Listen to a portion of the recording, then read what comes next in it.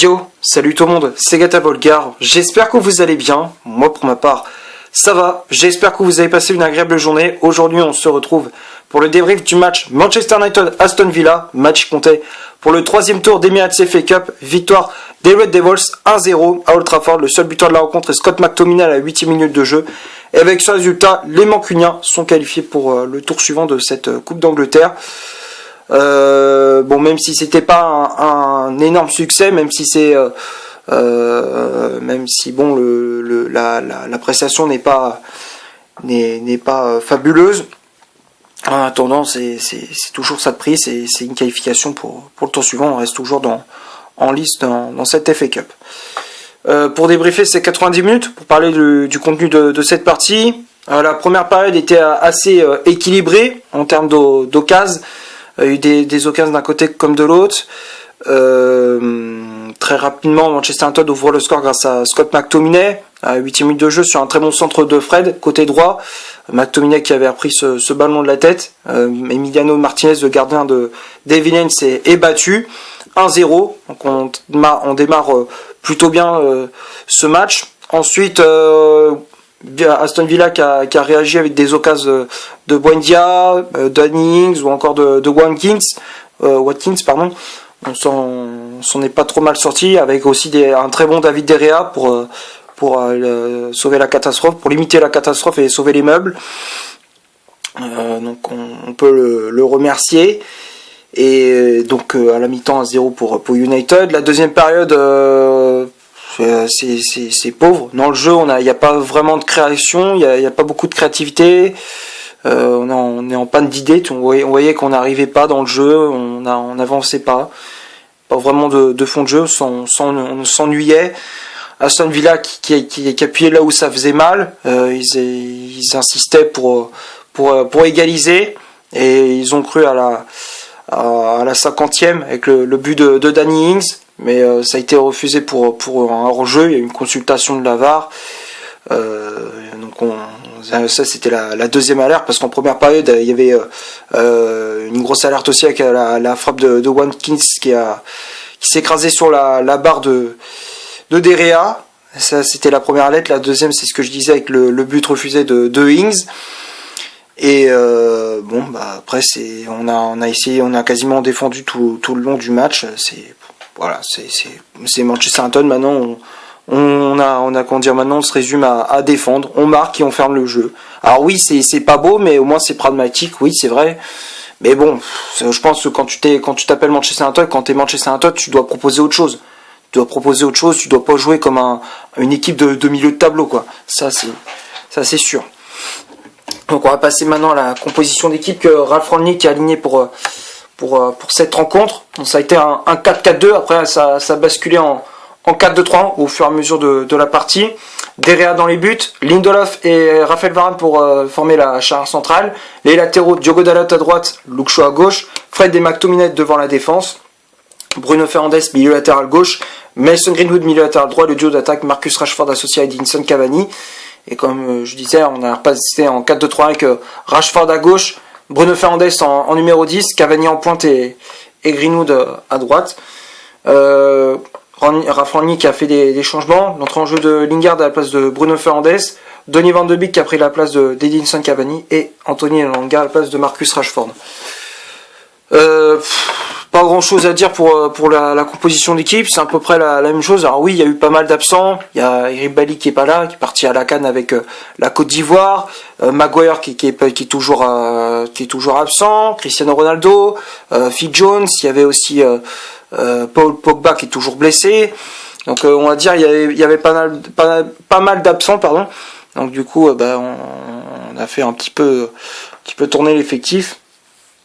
On peut dire on a presque fait jouer les remplaçants, Diogo Dalot, tout ça. Donc voilà.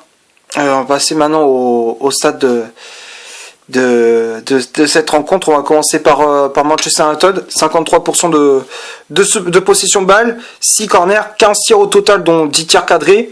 Alors ça, les 3 quarts des tirs ont été faits en première période. et 2 positions de hors-jeu. Et côté Aston Villa, 47% de possession de balle, 6 corners, 11 tirs au total, donc 4 tirs cadrés, 3 positions de hors-jeu, 3 hors-jeu signalés pour les Villains.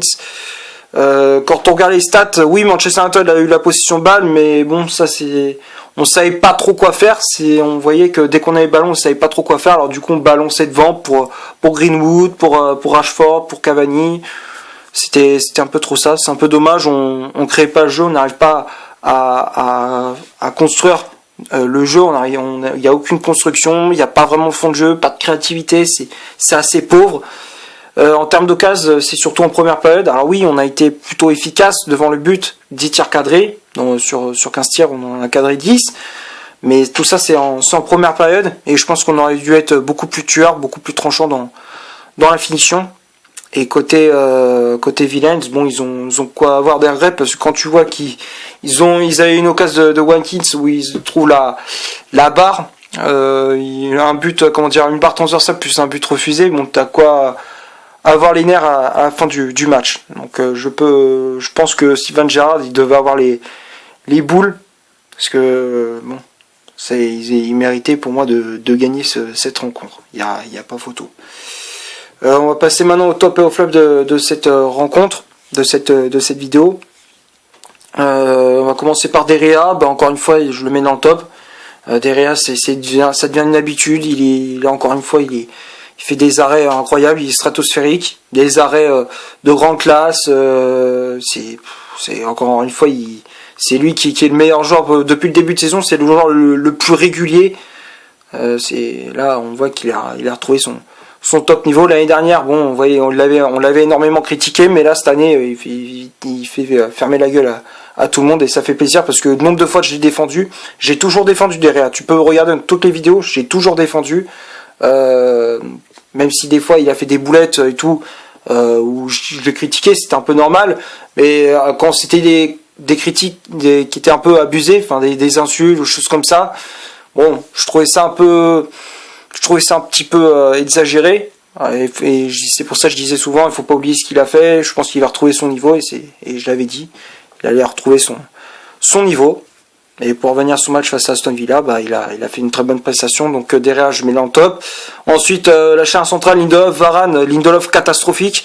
Défensivement, il était pas du tout dans son match. Des pertes de balles, des mauvais contrôles.